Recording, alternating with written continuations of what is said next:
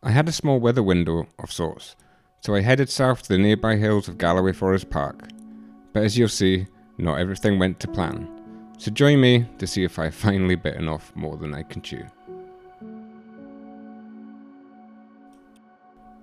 Minor things went wrong from the offset.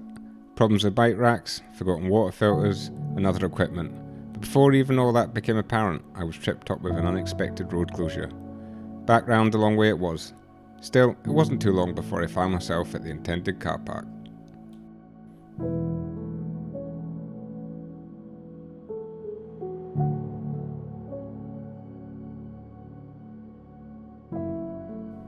This initial section was a pleasant ride on a tarmac minor road alongside the shores of Loch Clattering Shores. It wasn't long, however, before I headed up a more traditional logging track whilst gaining a little height above the original road. This is typical Galloway forest fare. Fram spruces dominate the landscapes and often hems in the views. Still, the forestry roads offer an excellent means to an end, and so it was to be on this adventure.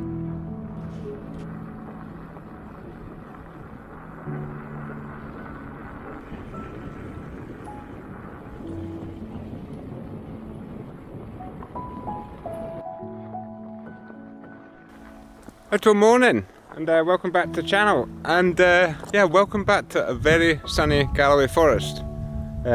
First off, apologies, I've apparently forgot my microphone today, so sound quality in this video may not be quite what we used to, but anyway, we'll not let that get us down. Anyway, we're just on a forestry track towards the kind of south side of Galloway Forest. Anybody that's been here will recognise the kind of plantations and what have that you normally get around here, but there is a bit of snow on the hills, and hopefully we'll be getting up to those hills, although not actually that one behind me, but anyway, it's been a bit of a fraught morning, but various things. Bikes wouldn't go in the bike rack, or it wouldn't tighten up. I couldn't lock up the bike storage, padlock had frozen. Strange I could get in, but I couldn't lock it up again. Ended up putting it in the oven for 10 minutes. Yeah, but just bizarre things like that. But anyway, and obviously now forgot my microphone. Not ideal. But anyway, we'll not let it spoil the day, as it were. And yeah, let's crack on. And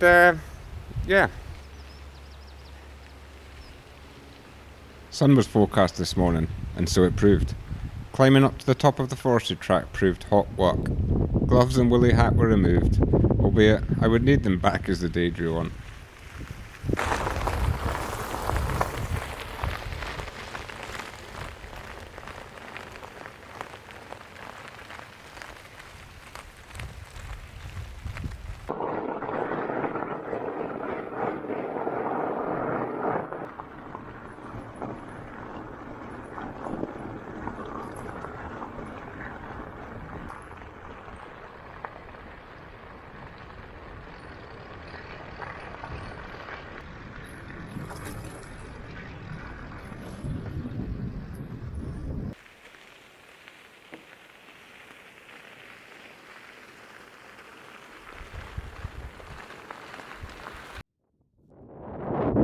Right, hopefully you can hear me without the microphone. This is the point where we leave the track. I'll just show you where we've come from. Come from that side, which is in a Loch Clattering Shores, and down there is Blacklock, which we actually, the channel visited before. I think we did the big country loop. Galloway. Anyway, it's a kind of loop round here. So this is where we leave the track, and we're going, and I'll just show you where we're going. We're going up there. Don't know if you can make out the track up there, but basically up to that hill there, or maybe I guess we call it Milford it's called, I think. So I just bumped into a guy from York actually, who's a lovely chap, and he's currently bagging, well, everything, all the Munros, Corbetts, Fionas, Donalds, I think. So he's off up the hill as well, but I doubt I'll catch him somehow. This is going to be slow going and a lot of shoving, I think. So we'll see how we get on, and have a bite of lunch, and I'll bring you back on further up the hill.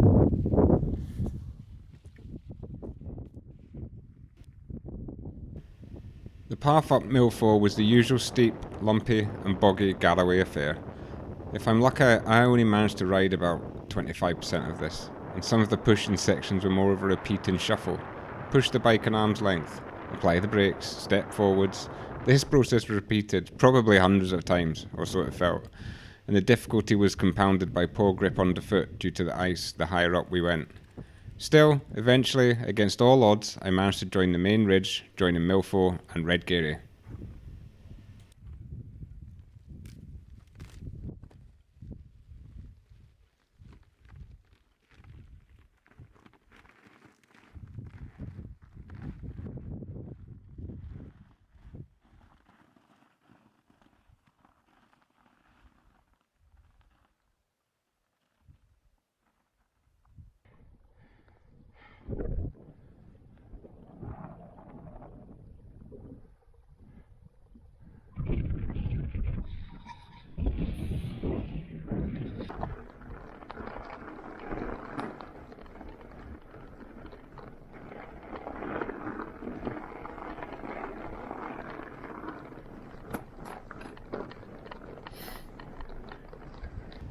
Here you can see the glorious wintry views over the Rins of Kells, the Merrick and the Dungeon Hills, with the two ranges split in two by the Silver Flow, which is one of the largest blanket bog habitats around these parts. Anyway, the wind chill was brutal up here, so I quickly snapped a handful of pictures and headed across to the opposing top of Redgary.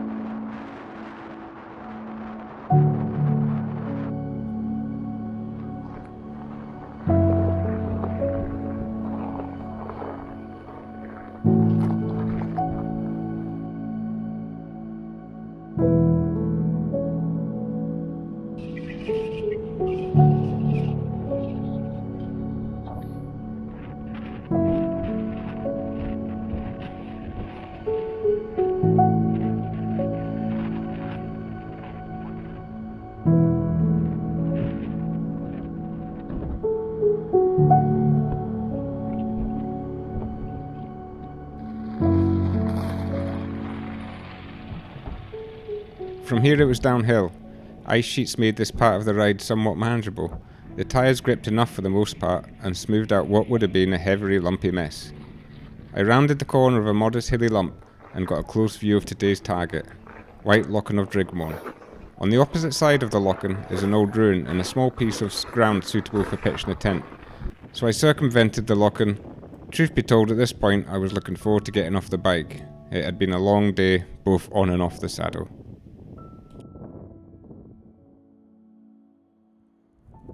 Right folks, finally we're here.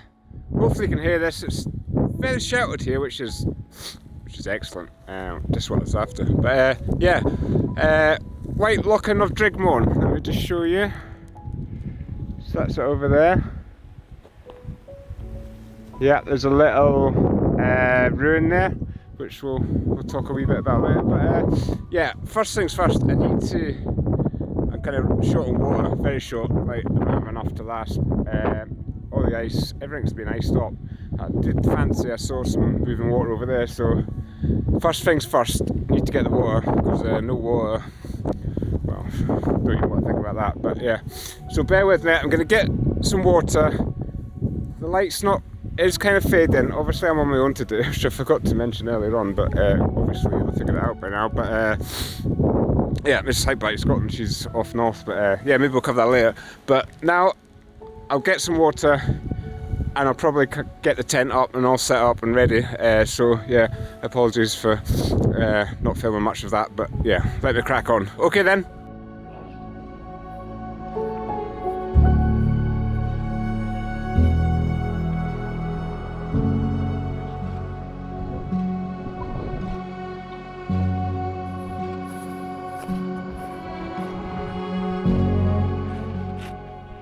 The ruin I was camped beside was apparently built by army officers stationed in nearby Newton Stewart during the Crimean War. It was used for the storage of curling stones. I looked around to avail in case one had been left amongst the ruins. I could have had a decent bash at a game in these conditions. Still, what a great little piece of somewhat modern history for this desolate, remote loch-in hiding way up in the Galloway Hills. All I can say is they must have been keen, but at least they didn't need to carry their curling stones, I suppose. Anyway, I had some food and managed to slip out for a couple of photos, but to be honest, it was getting windy, and as per usual, the forecast had changed over the day from decreasing to increasing winds overnight. It just seems to be the run of things of late.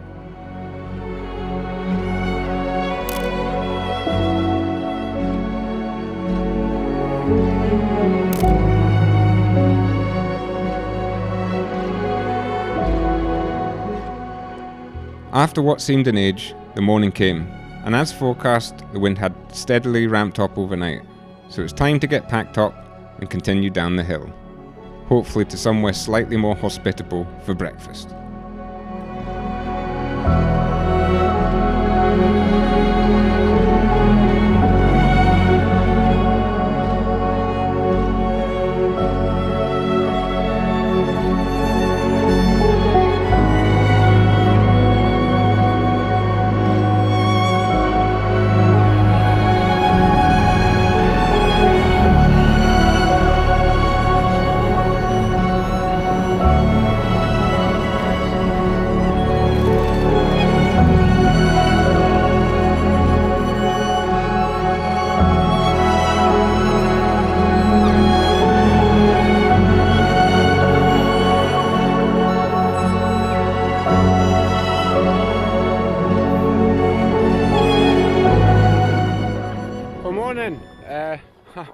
I'm finally out of the wind.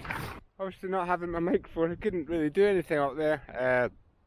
Yeah, I took some footage and I'm sure I've done some voiceovers, but we're now down on the pass between Auchinleck, which is an old little tiny village. I don't even know if it's really technically inhabited anymore, I think it is, but not to be confused with another Auchinleck in East Ayrshire, but anyway. Across down to Black Lagan and White Lagan, and some of you might know White Lagan or recognise the name because there's an NBA bothy there, so we might have a look.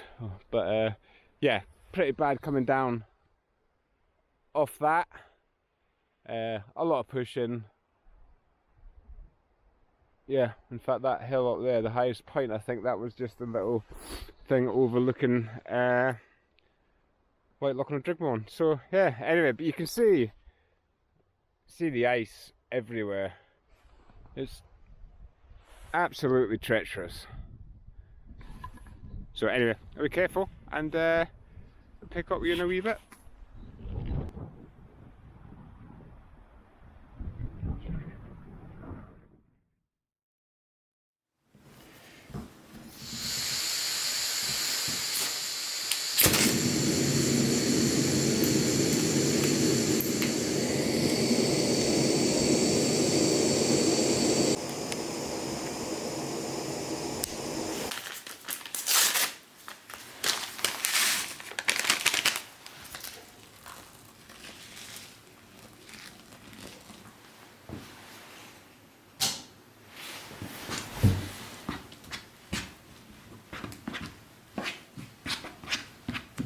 Right then, that's me fed and watered.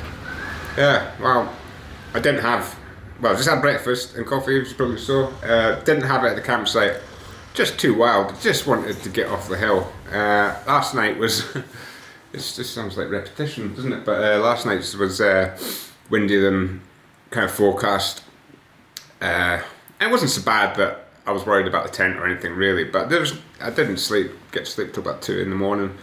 And then got up at 6, so yeah, just want to get packed up, squared everything away and get off the hill, and I was knackered, to be honest with you. Yeah, yesterday that ride was too much for me at my level of fitness at the moment anyway. I'll put some Garmin stats up, but yeah, you have a look, but see what you think. But yeah, I mean, I'm not that fit at the moment.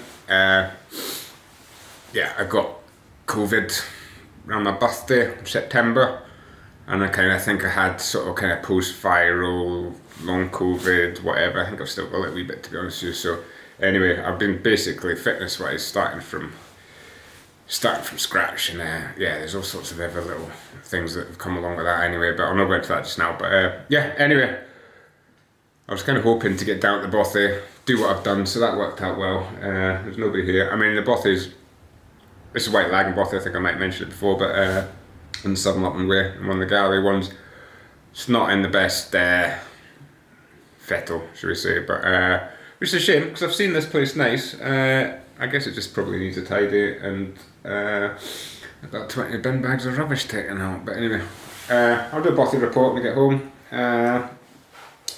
This is Hike Bike Scotland. She's an MBA volunteer, so that'll get, she'll be over that like a rash. So, but yeah, anyway, I think now, route-wise, anyway, we're back onto the motorway, onto the forest tracks, and basically going to head all the way back round to Clacton Shores and back to, yeah, we're back to the car ultimately. So,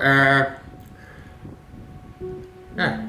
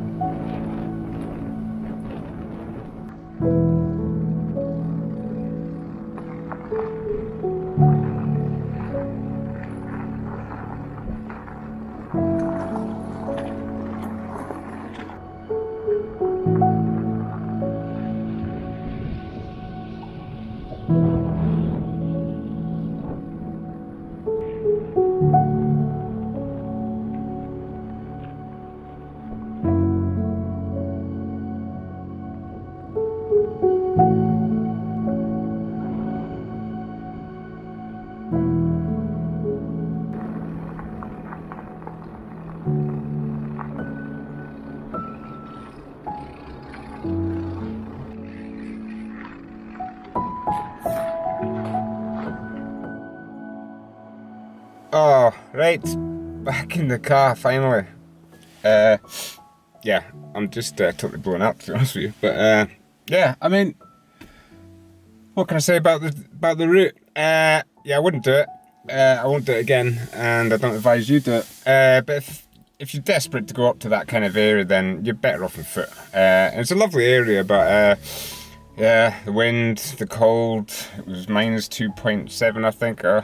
So on the thing, and it was windy all night and all the rest of it, lots of ice and stuff about. But anyway, yeah, I need to get home, of course. I've got my boys coming for dinner and I need to make some focaccia. So yeah, I better get going, and well, if you've watched this far, thanks very much, and hopefully you'll join us in the next one, which I promise won't be quite as savage. Right, thanks again, bye.